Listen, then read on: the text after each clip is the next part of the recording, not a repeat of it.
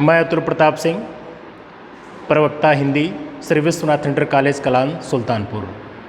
Intermediate सामान्य हिंदी में निर्धारित अलंकारों के विषय में आज आप लोगों को सामान्य परिचय कराएंगे। प्यारे बच्चों,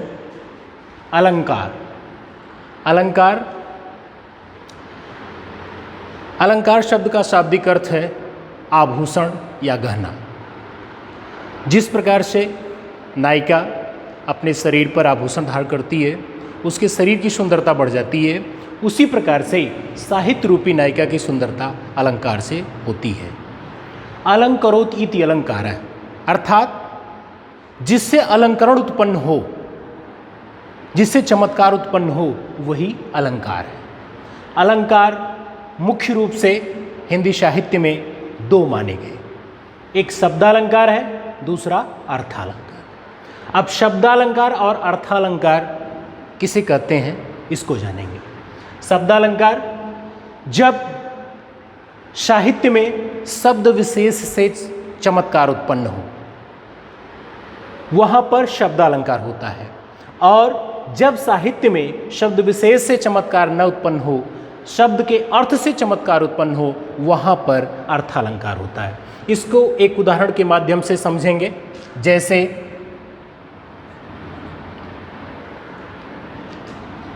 कनक कनकते सौगुनी।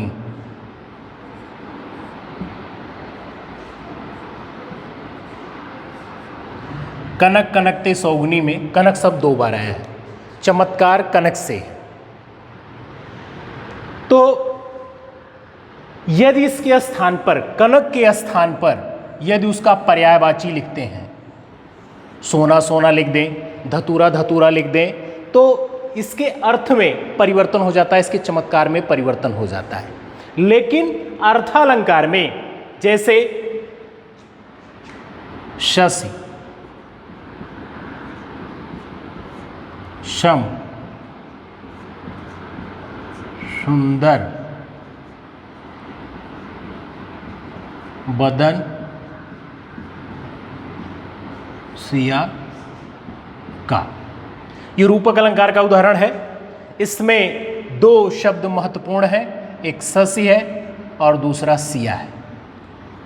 यदि इसके स्थान पर, शश के स्थान पर मयंक लिख देते हैं, राकेश लिख देते हैं, तब भी इसके अर्थ में कोई परिवर्तन नहीं होता। सिया के स्थान पर सीता लिख दें, जानकी लिख दें, फिर भी इसके अर्थ में कोई परिवर्तन नहीं होता। अर्थात माता सीता का शरीर चंद्रमा के समान सुंदर है, इसका अर्थ यथावत रहता है। लेकिन शब्दालंकार में यदि इसके स्थान पर हम सोना लिख दें, सोना सोना, या धतूरा धतूरा,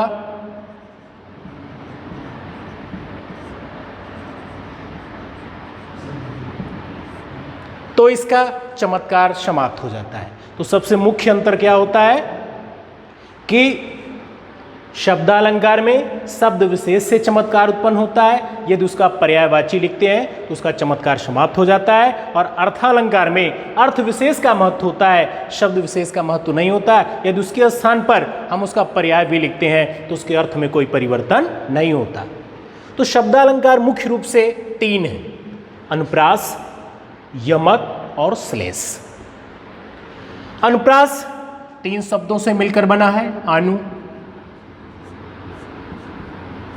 प्र, धन, अश। अनु का शाब्दिक अर्थ होता है बार बार, प्र का शाब्दिक अर्थ होता है प्रकर्षता, अश का शाब्दिक अर्थ होता है होना। अर्थात जब किसी वर्ण की आवृत्ति कई बार हो तो वहां पर अनुप्रास अलंकार होता है। अनुप्रास अलंकार के मुख्य रूप से पांच भेद हैं, पहला है छेकानुप्रास, वृत्त्यानुप्रास, श्रुत्यानुप्रास, अंत्यानुप्रास, लटानुप्रास। अब समझेंगे छेकानुप्रास क्या है। छेका, जहां पर एक ही वर्ण की आवृत्ति एक ही बार हो।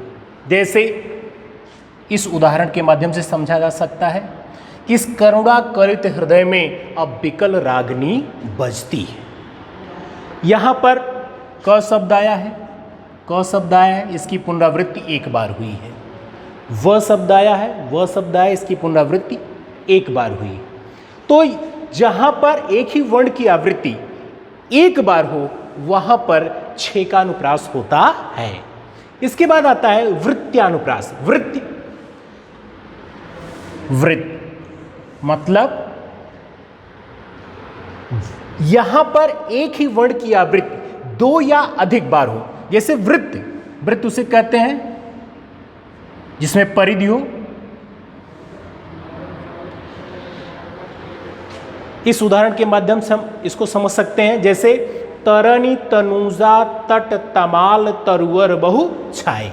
इसमें त त त त त त त त की पुनरावृत्ति पूरे शब्द में हुई है, वृत्त में हुई है, इसलिए इसको वृत्त्यानुप्रास कहा गया है। इसी शब्द के चारों तरफ पूरा छंद घूम रहा है, इसीलिए इसको वृत्त्यानुप्रास कहते हैं। अब श्रुत्यानुप्रास क्या है? श्रुत्यानुप्रास मतलब सुनने से, अर्थात जहां पर कंठ, ताल, दंत, ओठ, उच्चारण स्थानों की पुनरावृत्ति हो। सुनने से किसी शब्द की पुनरावृत्ति यदि मन में आती है सुनने मात्र से, तो वहां पर श्रुत्यानुप्रास होता है। जैसे नटवर भेष नंद नंदन को वह विनोद वह वनतय आवत। इसमें आप देख रहे हैं कि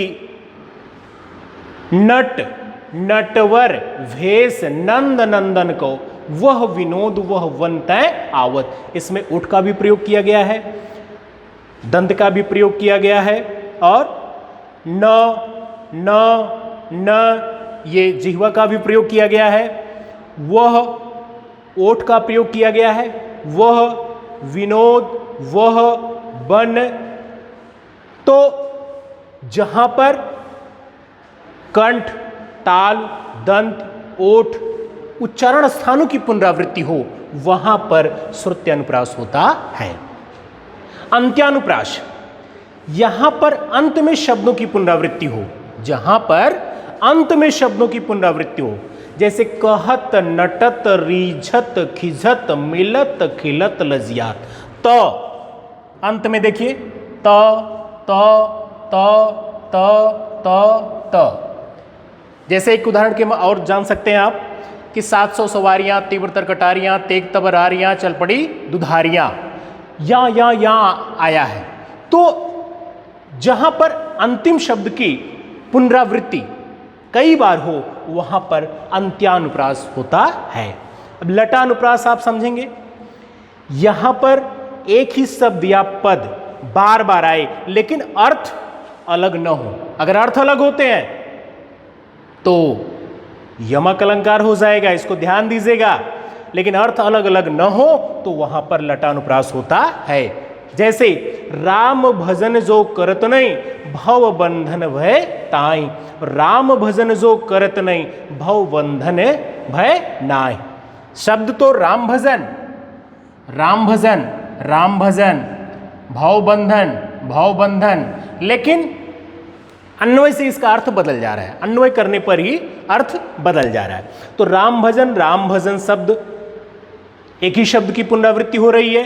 भव बंधन एक ही शब्द की पुनरावृत्ति हो रही है, लेकिन इसके अर्थ अलग अलग नहीं है। इसलिए यहां पर लटानुप्रास इसका नाम गुजरात में सौराष्ट्र प्रांत के पास लाट देश है। सबसे पहले इस अलंकार का प्रयोग वहीं पर हुआ था, इसलिए इसको लटानुप्रास कहा जाता है। तो अनुप्रास अलंकार सामान्य अर्थ में जहां पर शब्दों की पुनरावृत्ति हो, कई बार एक ही शब्द, वर्ण, अक्षर की पुनरावृत्ति हो लेकिन उसके अर्थ अलग अलग न हो, वहां पर अनुप्रास अलंकार होता है। जैसे कॉमेडियन एक उदाहरण के माध्यम से आप जान सकते हैं कि चंदू के चाचा ने चंदू की चाची को चांदनी चौक में चांदनी रात में चांदी के चम्मच से 4 बार चटनी चटाया। अर्थात च च च च च कई बार इसमें उदाहरण आया है, शब्द आया है, इसलिए यहाँ पर अनुप्रास अलंकार होता है। अब आगे यमक और श्लेष अलंकार के पाठ पढ़ाए जाएंगे। धन्यवाद।